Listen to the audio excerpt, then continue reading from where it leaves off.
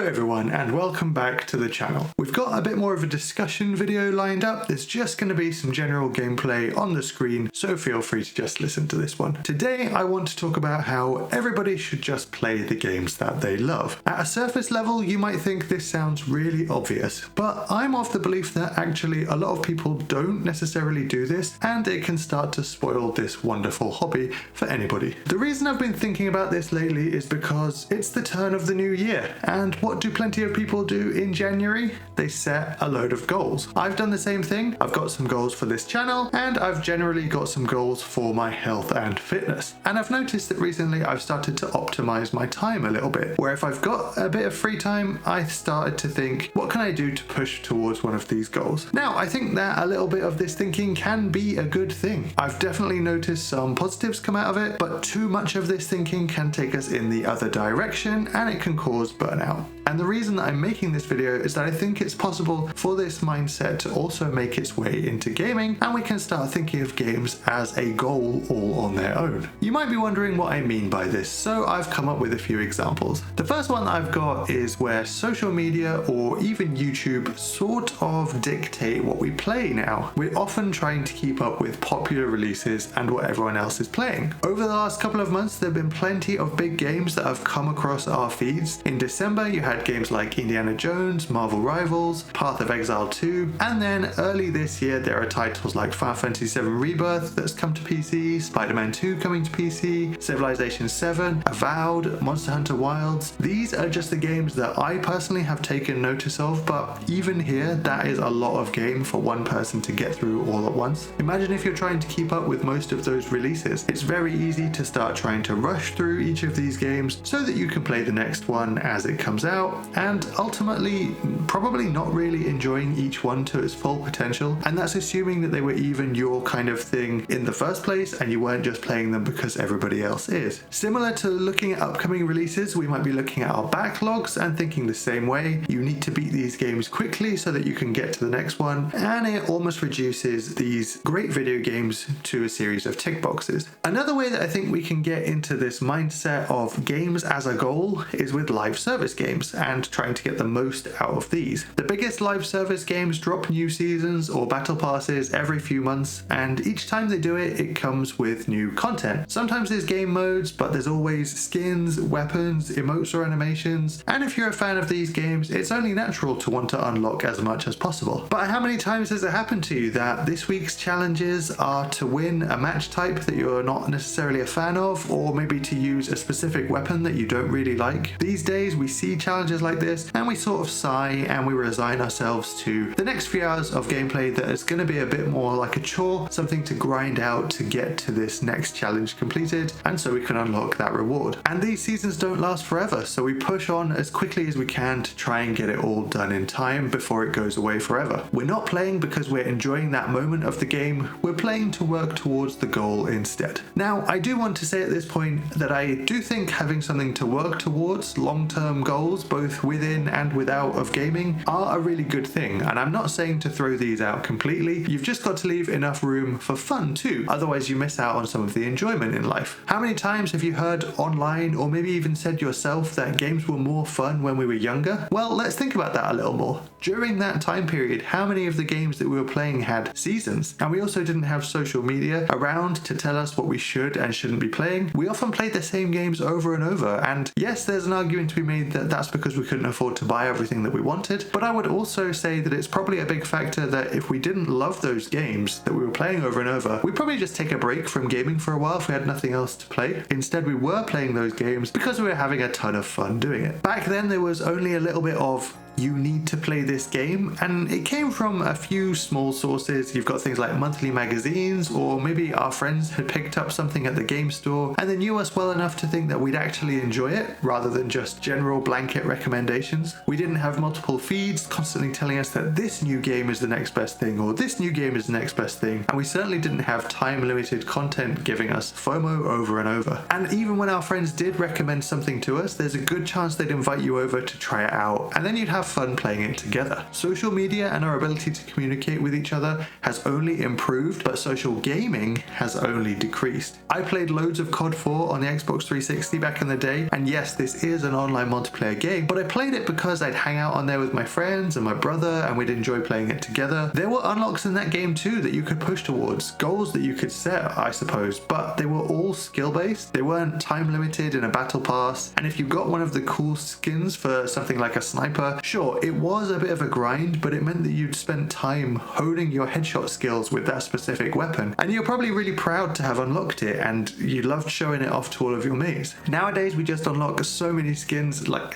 when's the last time you've got something really cool that you're proud of and you loved showing it off? I think everyone could benefit from taking a step back from certain parts of the gaming culture that's grown online over the last 5 or 10 years, and instead try to tap back into what it was about gaming that you actually really love. I'm a bit of a victim with this too. With my YouTube channel, there's plenty of games that I want to play, but also if I want to get videos out at a decent release rate, then I do have to be a bit more careful about what games I play and when. I might not be able to fully enjoy games that I want to because of time limitations, or sometimes I might pick games that I might not be too into myself, but I think will make useful or interesting videos. Don't get me wrong, having this long-term project to work on is amazing, and I don't know what I'd do without that goal to drive me forwards, but I'm also now trying to make a conscious effort to leave some gaming time aside for stuff that is just for me, that I'll enjoy, and I'm not playing them for any specific objective or goal. I've been working on this a little bit recently. I made a video about some games that I'd really like to tackle over the next year, and yes, a lot of these are big popular games, but none of them are really the current trend in gaming. Their time in the spotlight has come and gone, and now they're on my list purely for the fun that I think I'll have with them, rather than for the levels of hype that they have. Death's Door is one of those games, and I've been really nicely surprised by it. The combat is tight, it's got the right balance of puzzles to it that I feel good when I solve them without there being too many or them being too annoying. The music is excellent too, and everything in Death's Door clicked for me during a section of the game called the Inner Furnace. I've not put any footage of this section up just in case you haven't played it, but this part of the game leads up to the first main boss, and everything here gets a little bit faster paced. There's more enemies, the music jumps up a notch, it's really cool, and it's timed to the environment. Platforms and pistons keep moving, so you've got to be quick to get through them, all while fighting off bigger groups of enemies than what you're used to up to this point. I died a couple of times, but it didn't matter. I loved every minute of that section, and it was one of those moments where you just kind of sit back and go,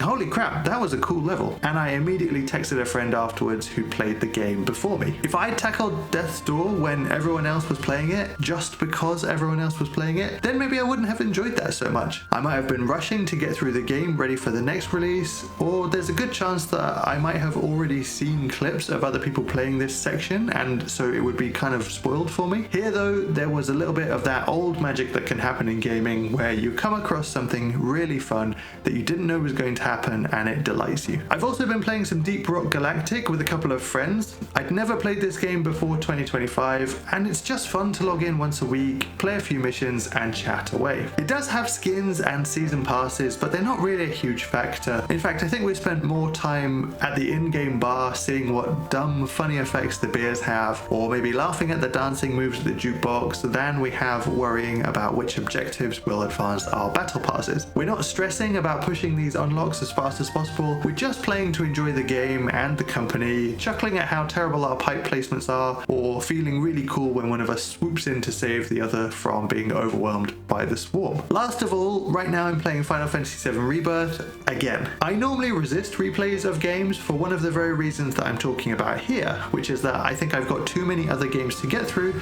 so why would I spend time replaying something that I already beat? Well, this was possibly my favorite game last year, and one of my favorites of all time. All the hype for it happened last year, but with the PC version having just come out, I wanted to try it out on my new hardware. Normally I wouldn't bother, but I've been thinking about the concept for this video, and so I thought, yeah, I should do it. I'll get the game, there's no goals to playing it, no external factor pushing me to play it, I'll just have fun revisiting something that I really enjoyed. And it turns out that I'd almost forgotten just how much I enjoyed this game. I had a little trouble with the graphics at first. You might have seen some of the weird texture pop-in happening in my early game footage, but once I fixed that, this game looks incredible. The gameplay and the combat is some of my all-time favorite. There's that mix of real-time action and turn-based spells or abilities. The world, the characters, the story, there's a reason I enjoyed this so much launched last year, and there's also so much good music in this game. And if this is something that I really enjoyed, if it's something that I really like, then why should I have been put off going back to it? Now, we totally get that sometimes we have decision fatigue, we're not really sure what to play, and this isn't necessarily a solution to that, but I think it will at least help to narrow down the choice and remove some of those options that you're only interested in for superficial reasons. And of course, on the other hand, obviously if you're only ever playing the same game over and over, then I'd absolutely say it's worth trying something new, because there might be some fun stuff that you're missing out on. Otherwise though, play the games you love. If you rewatched Lord of the Rings over Christmas and now you want to dig out Return of the King on the PS2, but you've been holding off because you might fall behind on the recent release schedule,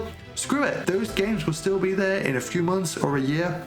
Play the games you love. If you want to go back for a playthrough in Skyrim because it's been a few years and maybe you'll finally play a character that's not a stealth archer, maybe there's some cool new mods to discover, but you're not really sure because everyone's played Skyrim to death at this point and you don't want to be that person doing a rerun, it doesn't matter. Play the games you love. If you played Dragon Age Veilguard last year and you really enjoyed it, maybe it was your first Dragon Age game ever and you're now really interested in that world, you want to go back and experience the older games, but it's kind of easy for everyone to whine about Dragon Age right now. Some of those older games are a bit divisive on how good they are.